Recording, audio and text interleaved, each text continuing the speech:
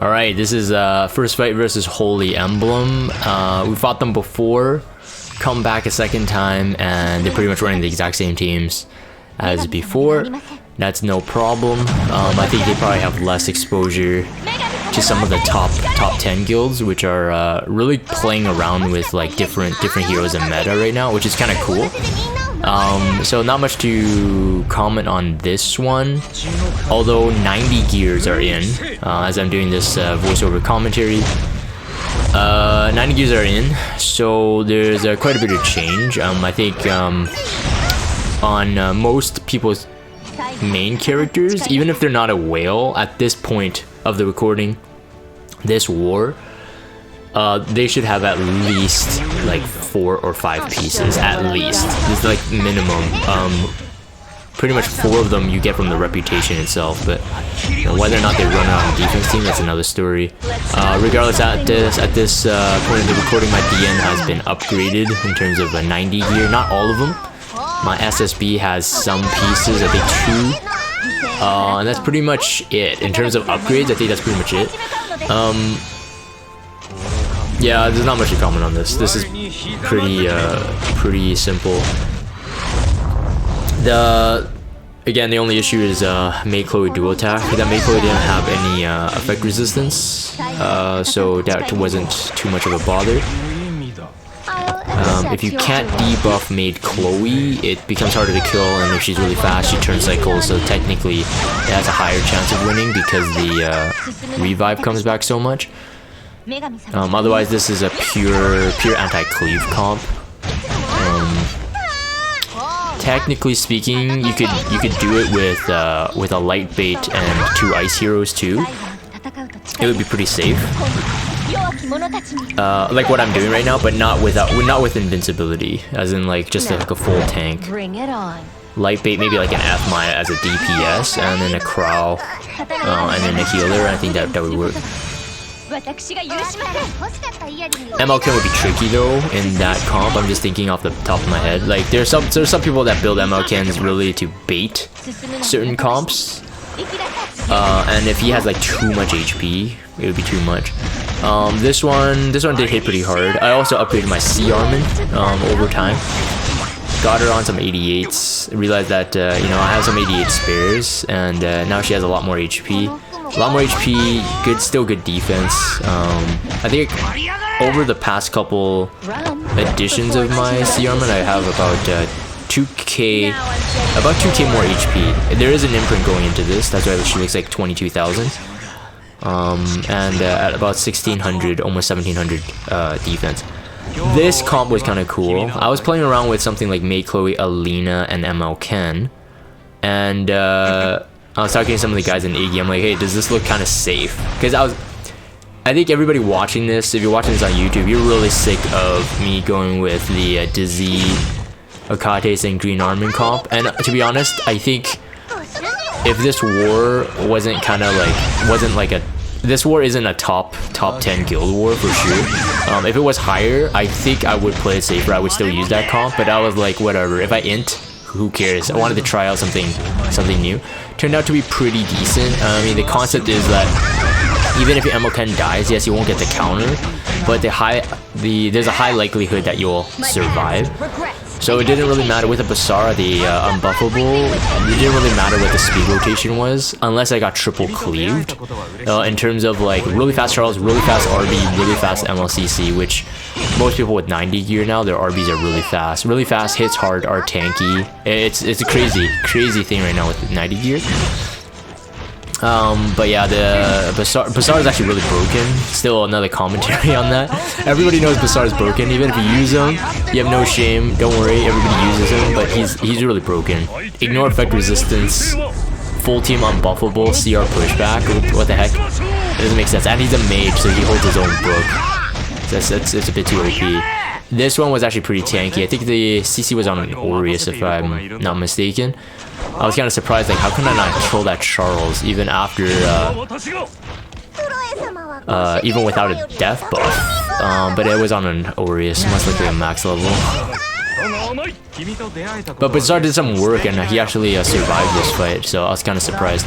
This actually took way longer than I expected. The blind on this one was good.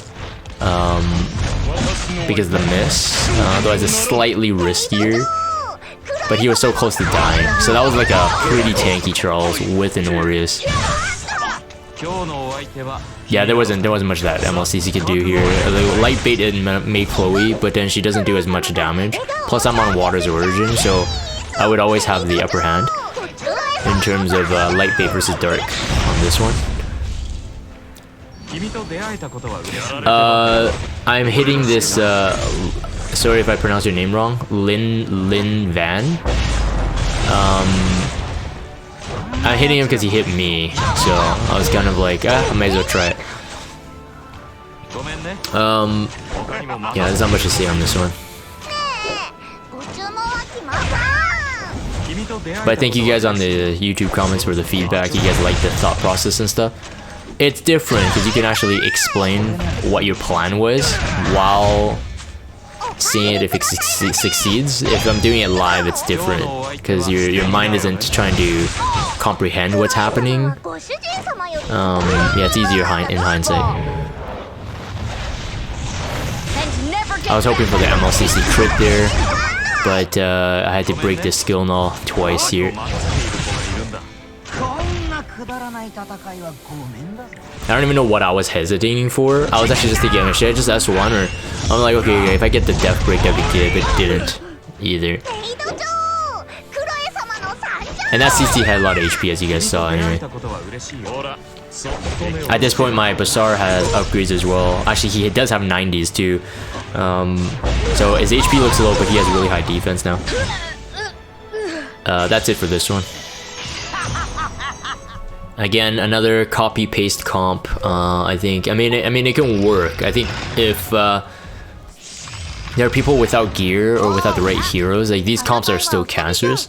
So this one, you know, it's obvious that they want to kill off. I think HE Shin was in a fort. I think he's one of the forts. I think he's mid fort.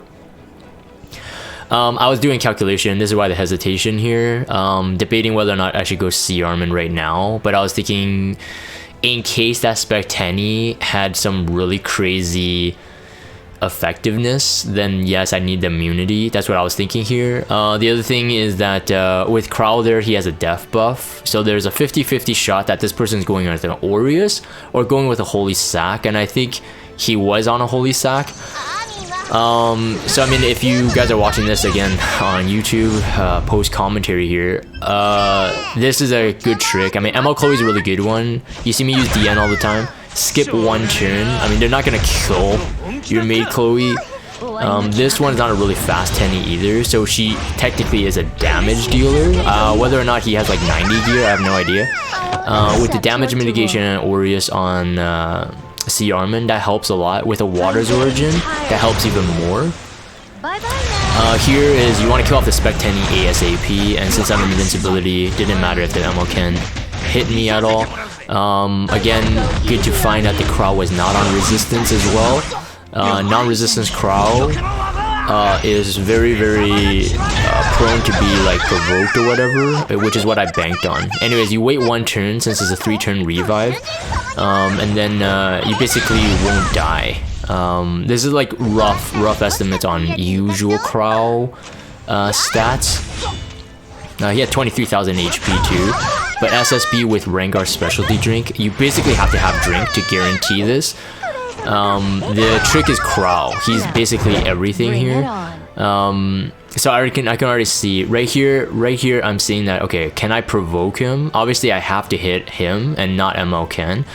ML Ken is too risky because it means more damage to SSB and then more damage to C Armin. So I had to bank on the provoke. I got lucky on the provoke. But if you're watching this, you're, oh, Jaggy, you're so lucky. No, not yet. It's not over yet until Crow is dead. And then yes, he was on Holy Sack. But at this point, the Spectani is out, and Spectani is technically a loose cannon. You can't control where she's hitting, really, her second hit. And I didn't get the provoke this time, so I'm like, okay, I'm dead. But it's okay, because you waited one turn, so your 3-turn revive is perfect. So whether or not he was on a Holy Sack, he would have been dead, and I would have been risk-free. My maid Chloe S2 is not max molded, so I'm missing about 10% heal, if I remember correctly. 10% healing. I mean, at this point, everything is good. So, you know, if you have your maid Chloe actually invested in, unlike mine, then you have a lot better shot. Also, because if you waited that turn and your maid Chloe is relatively fast, you could do this, yeah, soul burn for the double turn, and then do a revive again, so you know that you won't die. Good thing is that my SSB, sorry, I was drinking coffee. Good thing that my SSB was also on, it's just really slow. So my maid Chloe, the speed tuning is good, that I can cycle the attack buff up pretty much infinitely. This part was probably the riskiest part. The ammo can did not go down as fast as I wanted. He has 17,000 HP as you see there, and in my opinion, he probably was tanky for that purpose. Like, if people are gonna take out S10E, they're gonna go with someone more squishy but more powerful, and then therefore you kind of get stuck in this kind of problem here. Again, SSB is broken with drink.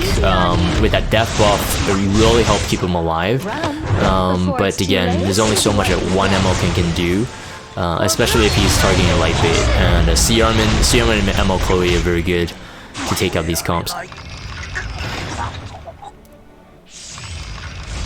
As the second one, this one is pretty risky. This person decided to go RNL. Again, 90 gears are in, and whether or not this player did have 90 gear, I'm not sure. That Charles dual attack there was actually really risky, but for the first turn, it's really pretty much reset as long as you have Akates. From the second turn on, because you're using the S2 and only going through the rod heal, that becomes a bit trickier. And what I meant by the 90 year affecting Assassin Kali is that obviously you get more speed, more damage.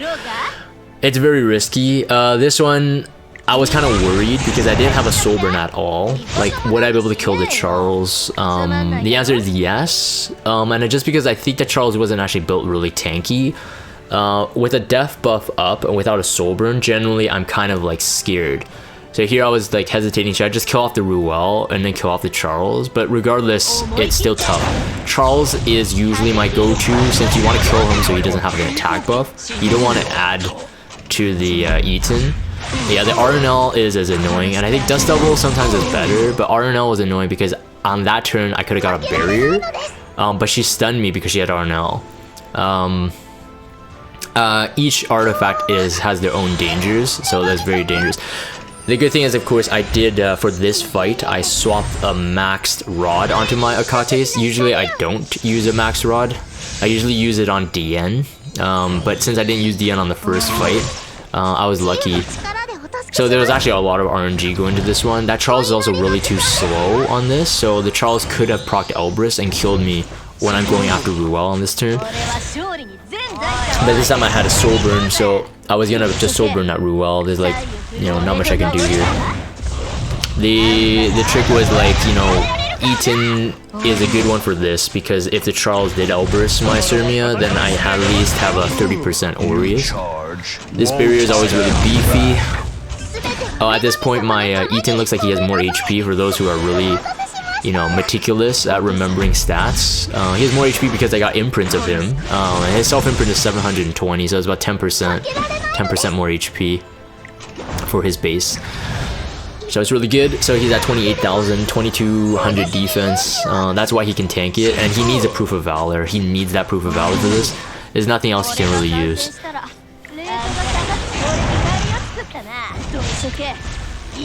Basically, it's a game of who's faster. If my Sermia was faster, that'd be good. If my Eaton had immunity, that would be good. Because then Akali would basically never get a stun until she's dead. As you saw, it is really no damage mitigation on the defense team.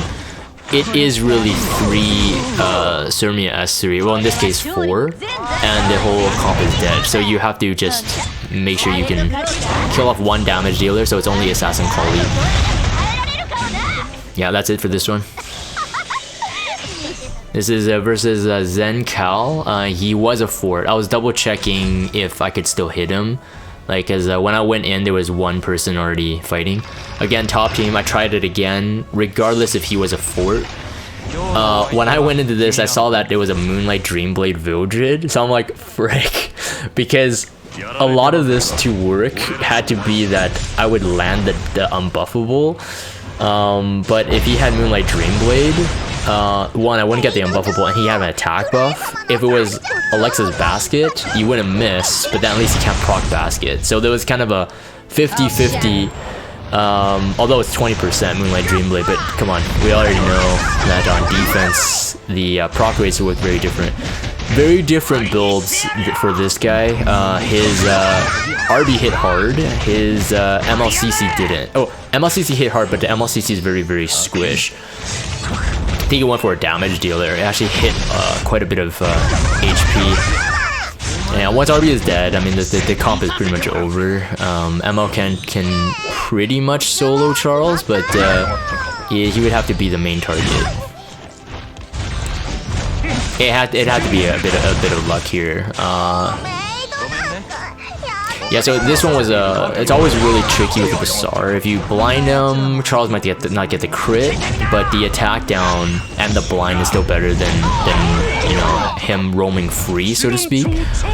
Yeah, so 14,000 HP. It's pretty good HP actually. He still hit hard, but he's really slow, so it's most like a attack boot on counter set. Yeah, and there wasn't much to this one. The MLCC was much squishier than the first fight.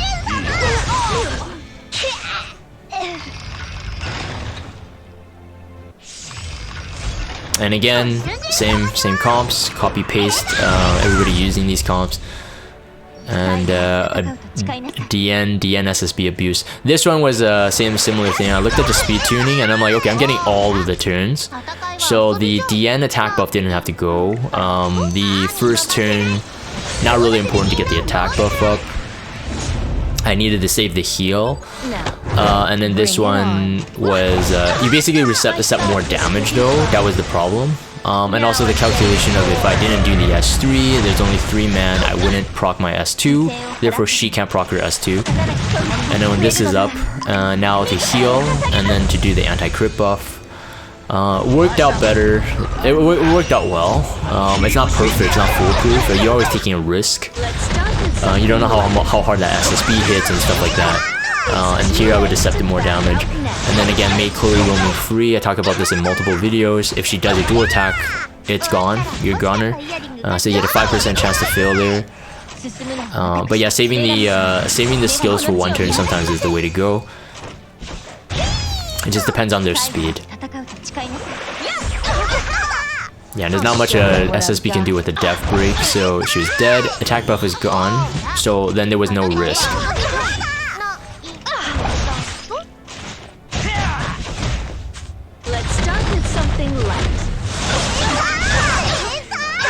Yeah, the drink artifact is just too broken on SSB. You can see how much damage it chipped down, even though they survived the initial. Oh yeah, then another Mei Chloe without high resist.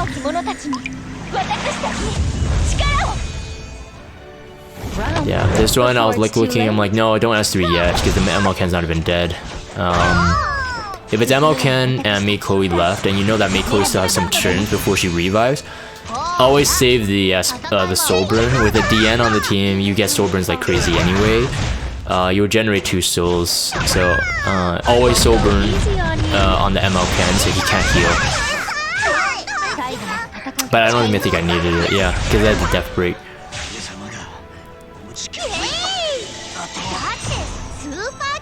Anyways, I was really happy about this one to take out some of the cancer comps with some new and faster comps, because I'm bored of the Dizzy comps too.